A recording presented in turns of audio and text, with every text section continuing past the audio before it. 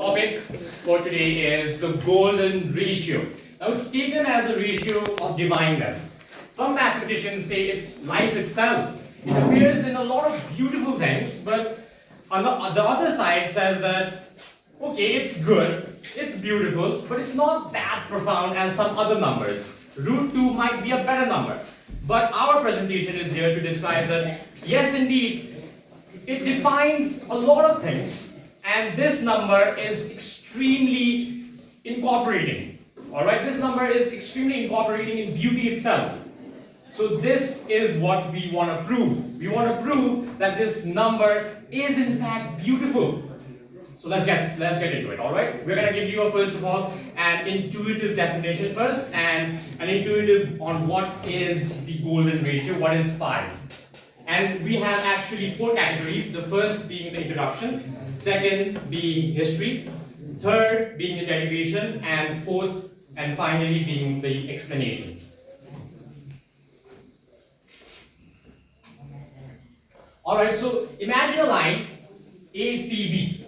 Now you take a ratio in such a way that AB by AC equals to AC by CB. This in turn is 5, the golden ratio. Now the CB part, if you bend it like this, this becomes this shape kind of represents a rectangle.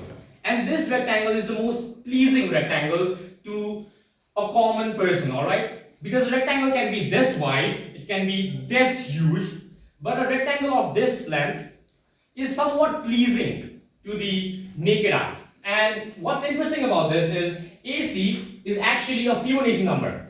And CB is also a Fibonacci number, but this is the previous Fibonacci number to this number. That's why, alright, this number has a lot of patterns. It comes up in Fibonacci numbers, it comes up in the Lucas numbers, and it comes up in various different examples, and it shows beauty. And that's why it was given the term as the golden ratio. Thank you. Good afternoon everyone, and I will be talking about the history of golden ratio.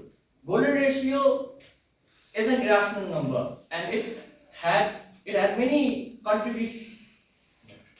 Golden ratio was an irrational number, is an irrational number, and there have been many significant contributions to golden ratio by many mathematicians or people. The most significant person that contributed in the discovery or calculations of golden ratio was Euclid.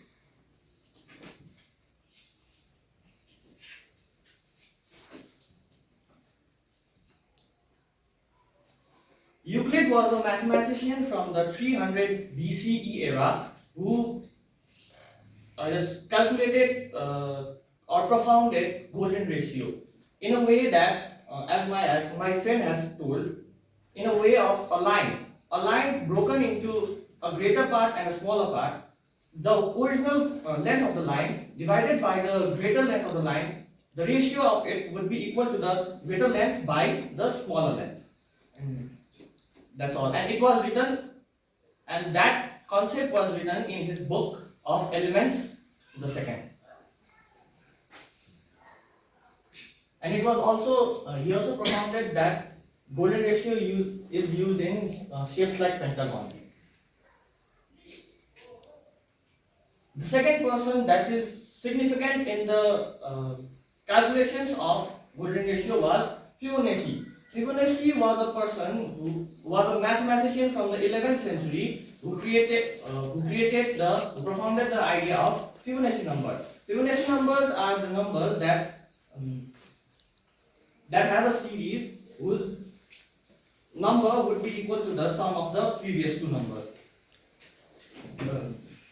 And he was the base for the modern golden ratio. He also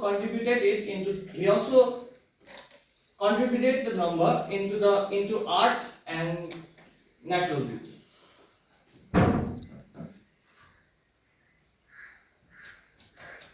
Next, in the Renaissance era, there were two people who contributed much more into the